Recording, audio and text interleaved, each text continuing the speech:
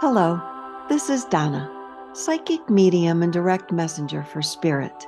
The afterlife is actually all around us. The messages from our loved ones, spirit guides, and pieces of our soul are waiting to be heard.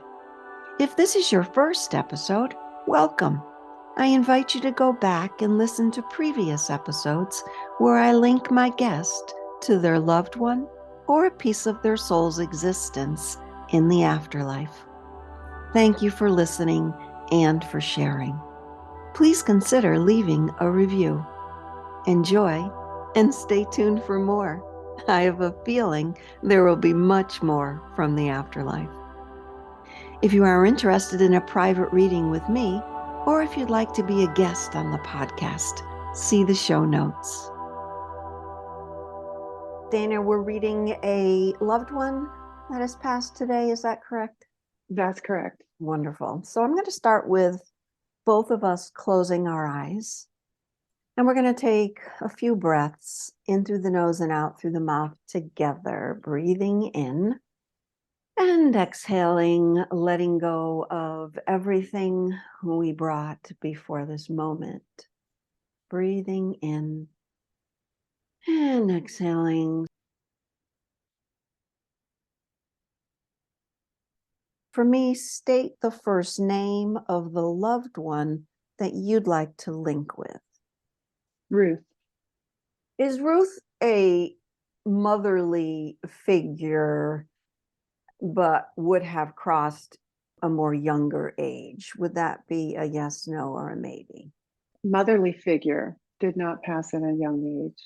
Would you say, though, that she looks a lot younger than? Yes. That's correct. Yes, that's correct. I had a gentleman come in first before you said Ruth's name, and I felt father. Is your father in the non-physical world? Yes, he is. And was your father either a builder of some sort, like maybe used a hammer, or was he just knocking on that door really loud for me? Well, my father-in-law was a builder, and my father may just be knocking on the door. Okay, so I might have two father figures here. You could very easily. That's what I call a little bleed through, a little, let me get in first before she even says who she wants to talk to. Yeah. So, and is your father-in-law in the non-physical world also? Yes, he is. Yes, so the hammer made sense to him. Absolutely. Let's go back to Ruth. Very soft spoken, but yet if I asked her a question, she'd be so willing to sit and talk with me for as long as I needed. Would that make sense? She's very social. Yes. Very social. But when I say soft spoken, because I didn't hear you agree to that. So when I say soft spoken, I feel then that she wouldn't just start talking. She waits for the opening. She's not the, she let those men come in front. She's not the person to interrupt a conversation. Would that make a little more sense? She was very polite and very proper. There you go. Until the end of her life. So I'm getting a yes there. That's the sort of person that she was. Mm-hmm. Yes. Did she play cards? I see the symbol of cards means two things to me. Either she liked to play cards or she was dealt a hand that she totally lived out in the world of physical. I think both of those apply. Great. Perfect. They were coming out of her hands, meaning she was dealing them. Mm-hmm. Yeah. That also tells me, as I interpret that image, she did exactly what she was meant to do in this lifetime. She was the one responsible. She says, I accepted. That's her dealing the cards. Do you understand that? Yes. Although I've got some stomach stuff going on, and I did just before this reading. Did either of these three people that I've been chatting with so far have stomach stuff, whether it was ulcers or a stomach tumor or something like that? Yes, pancreatic cancer and a bowel obstruction for the father-in-law. So the father-in-law had a bowel obstruction. Yes. That's what I was feeling. I felt it more that way. So I'm going to go with that was him coming through earlier. So I'll just say, you can stop that right now. You're done. We figured it out. It was you. So Ruth had the other pancreatic cancer. Yes. Actually, my father had stomach issues too, diverticulitis. Well, now I understand why I got it so forceful Yeah, before the yeah, all reading. three of them. All three of them. Right. It's always nice so I know it's not me. Oh, there's another pain. Oh.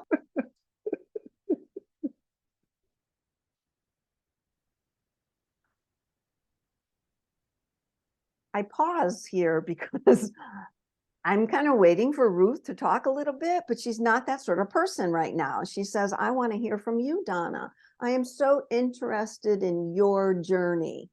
Like, okay. Would you say that's the way she was in the physical world? Meaning, I'm very interested in other people's journey. I like to have that sort of connection with them. Or she was a spiritual being and she's excited over what we're doing right now. I think that's probably more like it. She's so excited. She just, when she first came in, when you said her name, she sat down in front of me to the right of me, where the father figures popped in right in front of me. And I'm like, back off. In that moment, Donna's always thinking, oh, she's for sure going to say a male name. And then, oh, she didn't. That never surprises me anymore. So I'm giving her like a little update real quickly as much as I can because I want to hear from her. And she says, it's just so interesting. It's so interesting that the two worlds, as she's seeing it right now, physical world, spiritual world, afterlife world, that we are so connected, that we are so together, but is everyone choosing to understand that connection? She said, that's what I find interesting. So would you say, Dana, that that's the sort of person she was in the physical world also, that she was like, oh, I got to know more. Let me research this. No, she was very religious. So I think if she's been more enlightened, that could be her coming out of that. That would make sense. She was very pigeonholed religious. That makes perfect sense. Because remember, she didn't want to talk yet. She wanted to hear my story first because she didn't have a clue. Mm-hmm. She didn't really understand that piece. So now, like you said, in the non-physical world, right beside us here, again, this is so interesting. Like her eyes are wide, her hands are like wringing, saying, can't wait to hear more. And I tell her, we'd like to hear more too. Yes, yes. Dana, has she ever come through in a reading for you before? Yes or no? Yes. Cool.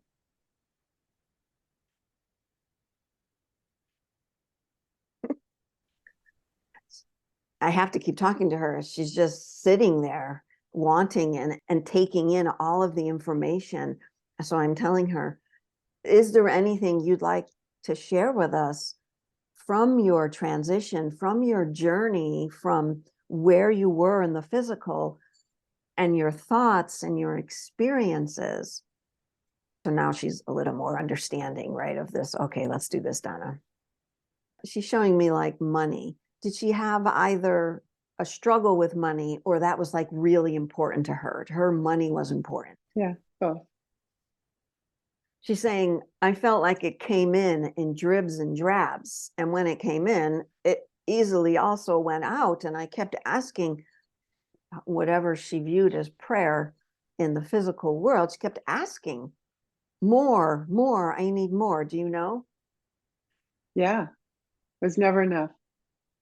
She's saying, it's always just what you need. And I'm like, there's a good line. Thank you, Ruth. Because now she realizes that there was so much of a, I'm going to call a disconnect between what I'm praying for and how I'm not realizing that my true messages are with what I have now and not asking for more. You understand how that has changed for her now. Yeah. She's telling me, I've watched the movie, Donna. I've watched my life review. However, I only did that after I sat with myself for a bit after my crossing. And then I decided, okay, let's look at what really happened. And I'm like, that's perfect too. That's a great example. Like she went into that life review with an open mind and expecting to hear so much. Dana, are you familiar with the life review? Oh, yes. So you understand what she's saying. Yes. I'd like to find out what she said about it. She says, I had no idea that I was affecting so many people. I had no idea that my effect, what you might call, not pointing to me, but you, meaning you and your family, what you might call negative. I had no idea that some things that I feel more like saying, more things that I said had a negative impact on people. Dana, would you know that? Absolutely. She's recounting this. She doesn't feel that now, but she's just recounting her story. You understand? Mm-hmm. She said, in those moments of watching my review, it wasn't painful or hurtful because I don't feel that now. I only feel love. Right. But she said, I could see she's using the word ambivalence about other people sometimes. Dana, would that make sense? Yes, much so. She says, I kept watching though. I didn't let that stop me. I didn't let those moments stop me. I recognized that I was on your earth, that dimension of earth, for a reason. And now that I'm here in this lovely world of the afterlife, I can let go of that.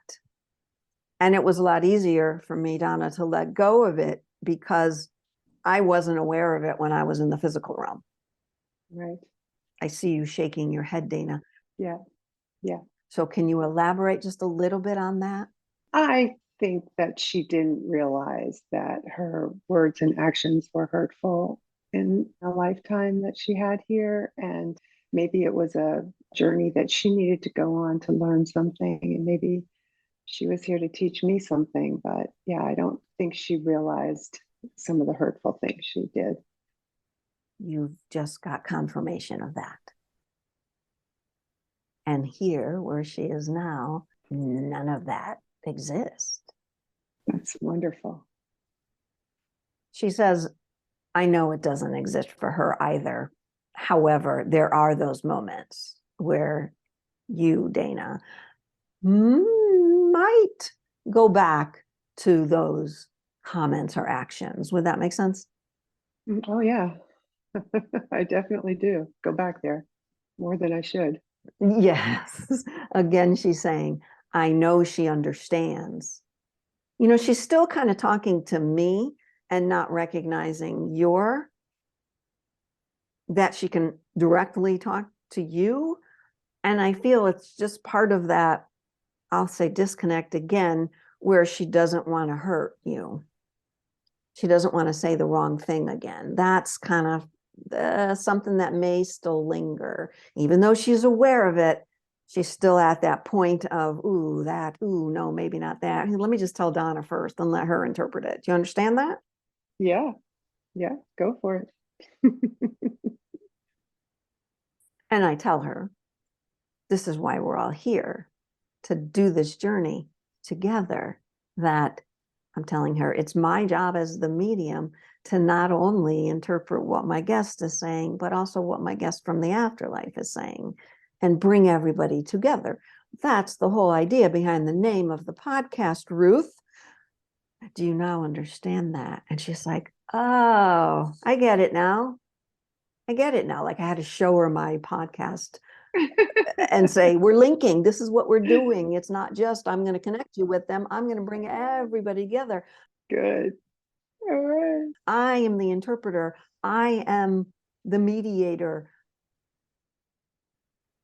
She like holds her hands up like this and just goes, ah, yes, I see it now. I see how everybody is in cahoots with everybody and how we all can learn from each other if that's what we choose. And in cahoots is something she would have said. Because Donna wouldn't. Yeah, she would say that. We're all in cahoots here. So Yep. yeah. You see, Dana, how her words come out when I think it's me and it's actually her. I still feel a disconnect. Can you tell me, is this a mother or a grandmother figure? Mother. Mother. So you understand why I still feel a kind of a disconnect? Yeah, yes, I do. She was always just had a shield around her, and I never really could penetrate it. And that's where our disconnect was always. I get that. And another reason why she allowed the men to come through. She just wasn't so sure yet. Very fearful, very fearful. She wasn't sure if she was completely honest how it would affect this conversation. So she needed to hear me first. I told her she could listen to the podcast anytime she wants. And if she wants to do a review, she can do that also. Well, just tell her I love her and whatever happened is okay. You're telling her that. I'm telling her that, yes. Yeah. She's taking some deep breaths. Her shoulders are dropping. She's settling in. She was seated and she stayed seated. She wasn't like rushing to get close. She's still seated. She's taking me back now to around the time of her crossing, how tired she was. Was she not able to walk? Was she just more exhausted than normal? Yes, right. She suffered a lot at the end. I don't feel physical pain besides that stomach, but I don't feel physical pain. No, I don't think she was in physical pain, but she just wore out right at the end. And she had been so vivacious before that. So it was really hard to accept that for all of us, actually. I understand. And what is the 3 she's holding up? 3 siblings, the month of 3, the March month. March was her month. Yeah, birthday and anniversary. There you go. She says, this is tough for me to say.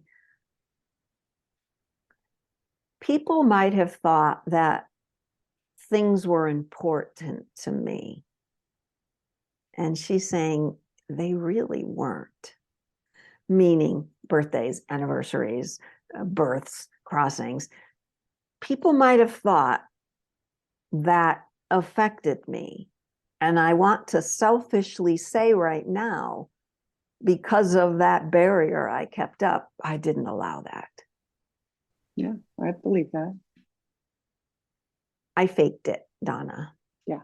I faked it and I never made it. I just faked it. We knew it. You see how that was tough for me to say. Not tough for her to say, though. She's certainly open with me. I think I wanted to make sure I got her words correctly, you understand, before making a statement like that. Mm-hmm. Can you elaborate more on that?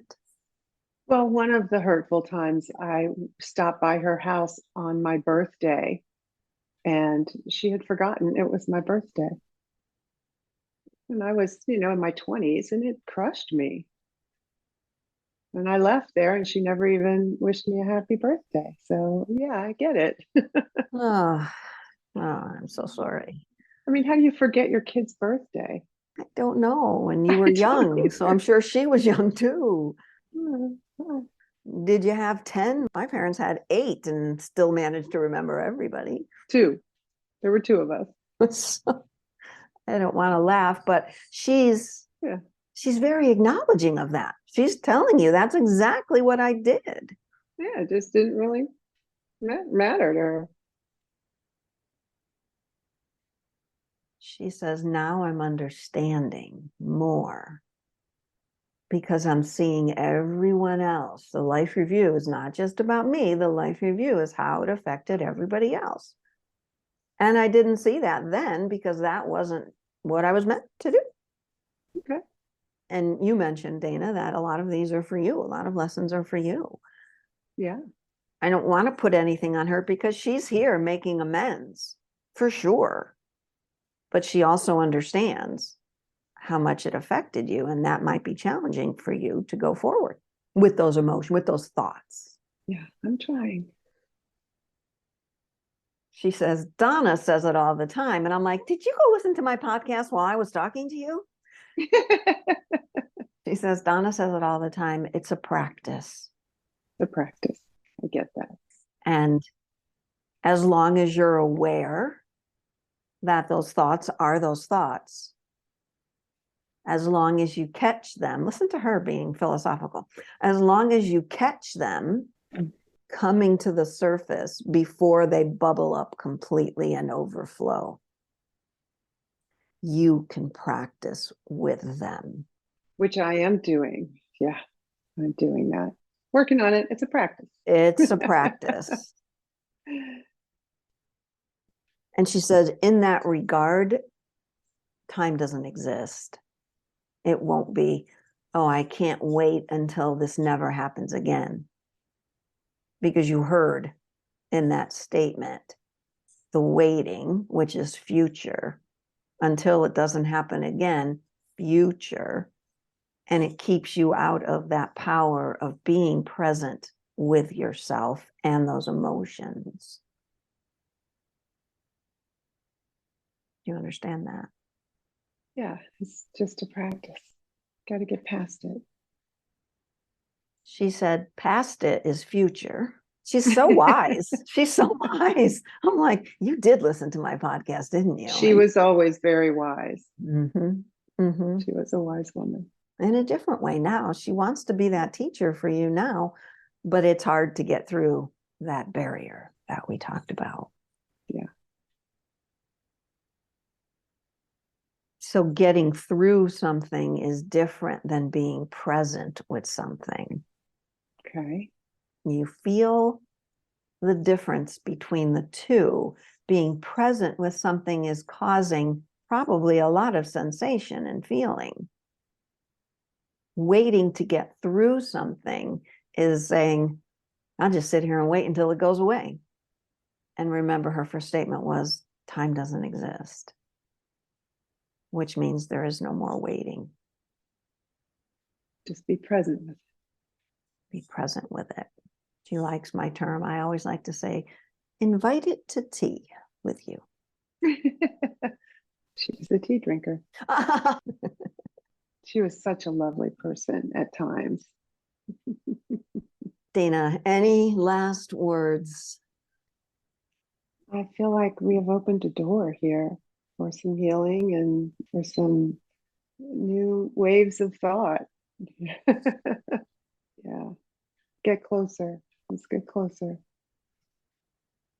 And it's time to break that barrier down, but it's on your side now. Oh, it is. It's not with her anymore. Okay. Because she's the soul. She wants to expand, but the barrier comes from the physical world now. Okay. She's right there. And when those waves of emotion start washing away, that's the barrier breaking down. Okay. Yes, much love to you. Thank you, Ruth. Thank you. You're so very welcome. I'd like to thank my guest today for allowing all of us to join in on their process, their journey. And I'd like to thank you for not only listening, but coming together in a oneness vibration. Thanks again.